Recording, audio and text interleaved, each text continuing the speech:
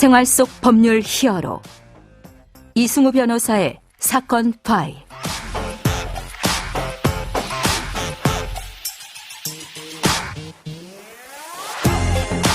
안녕하세요, 이승우입니다. 각종 사건 사고에서 여러분을 구해드리겠습니다. 오늘 열어볼 사건 파일은 쌍방울 그룹 회장 관련 사건입니다.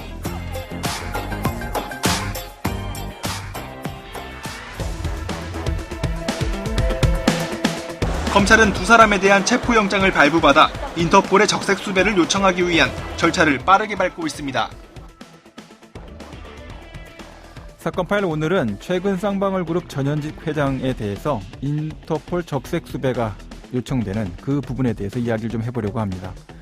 세계화, 디지털화, 그리고 암호화폐의 등장으로 쉽게 범죄와 범죄자가 국경을 넘나들고 있습니다. 혹자는 범죄를 위한 최적의 환경이 조성되었다라고 말하기도 하는데요. 형사사법의 효율적인 공조 시스템에 대해서 법무법인 법승 신명철 변호사와 함께 알아보도록 하겠습니다. 안녕하세요, 변호사님. 안녕하세요, 신명철 변호사입니다. 네. 검찰이 이제 쌍방울 전현직 회장을 인터폴에 적색 수배할 거다, 이렇게 요청할 것이다라고 밝혔는데 예. 어떤 사건이 있었습니까? 네, 검찰은 이 쌍방울 그룹의 계열사 간의 자금 교환이 좀 잦고 또 일부 액수가 불투명하게 빠져나간 정황과 이 자료를 포착하게 되어서 네. 작년 6월경부터 이제 이 쌍방울 그룹에 대해서 횡령죄나 배임죄 혐의 등으로 세 차례 압수수색을 하였습니다. 네네. 그런데 이제 이 첫 압수수색이 있기 직전에 이 쌍방울 그룹의 회장이 6월 초쯤에 해외로 출국해가지고 현재까지 지금 체류 중에 있고요. 예. 또 위 수사와 관련해서 최근에 검찰 수사관이 이 압수수색 영장 초안 등을 쌍방울 임원에게 유출한 혐의로 또 구속이 되었습니다. 압수수색 영장 초안이었군요. 예, 그 맞습니다. 기밀 문서가. 예. 네. 그래서 이제 이 검찰은 해외 체류 중인 이 쌍방울 전현직 회장이 소환에 응하지 않으면 인터폴에 적색 수배 요청을 하고 또 외교부에 여권 무효 요청을 하겠다라고 밝혔습니다. 네. 자, 이번 달 초에 이제 다른 사건이긴 한데 네. 전직 광주시 의원에게 적색 수배가 내려지기도 했죠. 네. 어떤 혐의로 적색 수배가 내려지게 됐습니까? 이 전직 광주시 의원에게 이제 그 청탁성 금품을 받아서 혐의를 받고 필리핀으로 도피한 광주시 의원이 있었는데요. 네네. 이 의원에게 이제 인터폴 적색 수배 조치가 실제로 내려졌고요. 예. 또 여권 무효 조치도 내려졌는데, 네네. 이 여권 무효 조치 전에 여권을 좀 자진 반납할 수 있는 기간을 내렸는데 이 의원은 여기에 응하지 않았고요. 그 혐의에 대해서는 이제 현직 의원 시절에 이 유치원을 사립 유치원을 공립으로 전환하는 사업과 관련해서 예. 특정 유치원이 선정되게 도와달라는 청탁을 받고 수천만 원을 받아 챙긴 혐의를 받고 있는데 예. 경찰 수사가 시작되니까 지난 6월 2일에 필리핀으로 도피해서 현재 잠적 중에 있습니다. 자, 여기서 이제 적색 수배할 때 나오는 단어가 인터폴이라는 네. 단어인데 인터폴이 도대체 어떤 기구입니까? 설명을 네. 좀 해주세요. 우리가 보통 인터폴 생각하면은 직접 총 들고 뛰어다니면서 막 여러 나라를 다니며 이 범죄자를 잡으러 다니는 것 같은 세계 경찰이 막 있을 것 같아요. 네. 네. 그런 이제 생각을 하게 되는데 네. 사실 인터폴이라는 거는 이제 이 국제 기구로서 회원 국가 간의 어떤 정보 교환이나 신원 확인 또 수사 공조를 위해서 설립된 국제 형사 경찰 기구입니다. 네네. 그래서 체포권은 없고 범죄자의 신원이 확인되면 이 체포권 있는 각 기관에게 신병을 인도할 수 있도록 이제 설립된 기구인데요. 네. 그래서 이제 이 인터폴에서 국제 수배라는 게 아주 중요하고요. 이 국제 수배라는 것은 국외 도피 사범 등에게 정확한 자료를 각 회원군에 통보해서 공동으로 좀 대체할 수 있는 체제를 갖추기 위한 수배입니다. 네. 수배 등급은 총 8개가 있고요. 다 색깔로 좀 이렇게 구분이 되어 있습니다. 예. 그래서 뭐 적색, 청색, 녹색, 황색, 흑색, 주황색, 보라색, 유엔 안보리 특별수배, 이건 하늘색인데요. 구별이 편하겠습니다. 네. 네. 이렇게 되어 있는데, 그 중에서 이제 적색 같은 경우는 거의 최고 등급의 수배 등급이고, 예. 이제 범죄 행위와 관련해서 신병 인도가 요구되는 자의 소재 특정이나 체포로 이제 하기 위한 그런 수배 등급이고, 이제 보통 영장이 발부돼 있는 자에 대해서 내려지는 등급입니다. 엄격한 범죄 행위에 대한 소명이 필요로 하겠군요. 예, 맞습니다. 네네.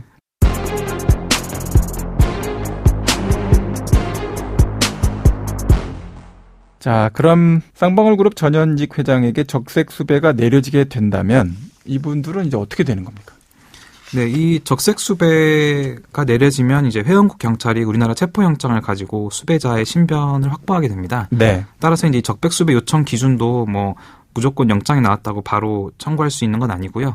뭐 살인이나 강도 같은 강력 범죄라든지 조직폭력 사범이라든지 아니면은 뭐 50억 원 이상의 경제사범, 최근에는 좀 5억 원으로 하향해서 운영하고 있다고 하는데 이런 경제사범, 예. 뭐 이런 기타 중요 사범 등의 경우에 이제 적색수배 요청을 내릴 수 있는데요. 예. 그래서 이제 회원국에서는 이 예를 들어서 비행기나 선박, 검문 등에서 이제 신원이 확인되면 일단은 구금을 하고 그 다음에는 이제 이 해당국의 판단에 따라서 강제추백나 또는 범죄인 인도 조약에 따른 절차에 따라 소환을 할 수 있습니다. 예. 그런데 이 범죄인 인도 절차라는 게 사실은 되게 오래 걸리잖아요. 네네. 그래서 양국이 협조해서 강제추방 절차를 이용해서 이렇게 회원국으로 소환하기도 합니다. 강제 추방 절차가 이용이 되게 되면 상당히 속도가 빠르게 진행되는 경우다라고 볼 수 있을 텐데. 네, 맞습니다. 자, 쌍방울 전현직 회장에 대해서 적색수배 요청과 함께 여권 무효화 절차도 진행한다라는 것으로 이제 보이고 있는데, 예. 이건 이제 법무부가 하는 것은 아니고 이제 외교부에서 진행하는 절차죠? 예, 맞습니다. 왜냐하면 여권 발급 자체가 이제 외교부 장관이 하는 것이기 때문에 수사기관에서는 이제 여권 무효화시키기 위해서 외교부에다가 요청을 할 수 있는데요. 네네. 수사기관뿐만 아니라 관계행정기관장이 소관 업무와 관련해서 여권 무효화 조치가 필요하다고 판단이 되면은 외교부에게 이제 여권 무효화 조치를 요청할 수 있고, 그러면은 외교부는 이제 그것을 판단해서 결정하게 되는데, 일단은 바로 무효화 조치를 하지는 않고 반납 결정 통보를 먼저 하게 됩니다. 네네. 그런데 이제 소재 불명인 경우가 많기 때문에 여권법 시행령에서 별도로 이제 공시송달 제도를 별도로 운영을 하고 있고요. 예. 이 공시송달 제도 후에는 이제 여권법 제13조에 따라서 이 여권이 효력을 잃게 됩니다. 그러면은 무효화된 이 여권은 인터폴에 공유가 되고, 그러면 체류국에서 검문이나 신원 확인할 때 보통 여권을 제시를 하니까 예. 거기서 여권 사용이 확인이 되면은 이제 체류국의 출입국 관리 절차에 따라서 좀 거치가 확인될 수가 있습니다. 그래서 이제 뭐 인터폴 수배가 되어 있지 않고 여권 무효화 조치만 하는 경우도 있는데, 무효 여권을 사용한 경우에 바로 소환이 되느냐, 그런 건 아니고요. 예를 들어서 비자 기간이 남아 있다면 체류국의 판단에 따라서 또 비자 기간까지 체류도 할 수 있게 됩니다. 예. 그 관련해서 반납 명령 자체가 이제 공시송달 절차를 통하니까 예. 직접적으로 뭐 문자 메시지를 못 받는다든지 예. 본인은 파악이 안 되는 상태에서 반납 명령이 이루어질 수도 있겠네요. 네, 그렇습니다. 해당되는 조항을 변호사님이 초안을 만드셨다고요? 네, 사실은 이전에 이제 여권법 제12조에 이 여권 무효 절차가 되어 있는데요. 네네. 그 전에는 어떤 범죄를 저지른 개연성이 있는 경우에 이것을 적용하도록 되어 있었습니다. 예. 그런데 이제 그런 경우에 좀 요건이 명확하지 않아서 어떤 요건을 해야 좀 명확하게 할 수 있을까 해서 이제 개정 절차가 이루어졌고, 그때 제가 이제 외교부에 또 근무하고 있어서 개정 절차에 참여하게 됐었는데요. 그래서 이제 저희가 생각했던 게 이제 영장이 발부되었을 경우에 이 여권 무효 조치 될 수 있도록 하자라는 아이디어로 해서 현재 여권법 제12조에서는 이제 영장에 따라서 이들에게 이제 여권 무효 조치를 할 수 있도록 그렇게 규정하는 것에 참여한 적이 있습니다.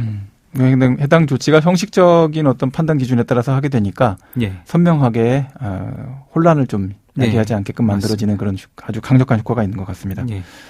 네, 그러면 오늘 사건에 담긴 법적 포인트를 한 줄로 정리하고 다시 돌아오겠습니다.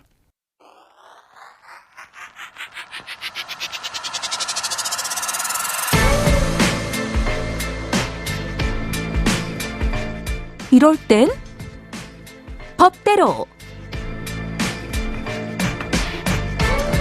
적색수배는 요청 국가에서 수배를 요청하는 사람에 대해서 유효한 체포영장이 발부된 경우에만 발행이 됩니다.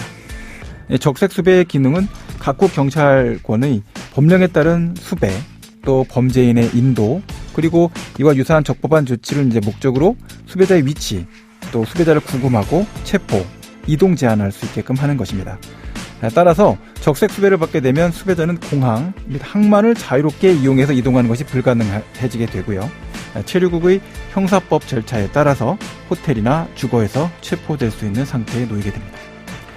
자, 오늘 인터폴 국제수배와 여권 무효화에 대해서 이야기 나눠봤는데요.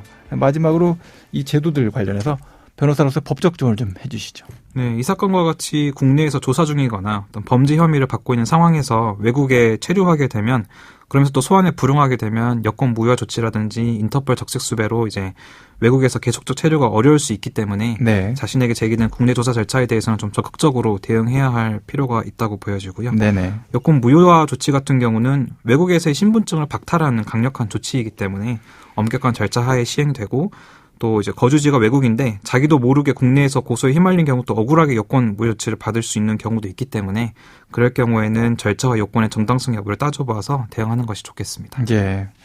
지금까지 신명철 변호사와 함께했습니다. 오늘 말씀 고맙습니다. 네, 감사합니다. 생활 속 법률 히어로 이승우 변호사였습니다. 내일도 사건에서 여러분들을 구해드릴 사건 파일 함께 열겠습니다.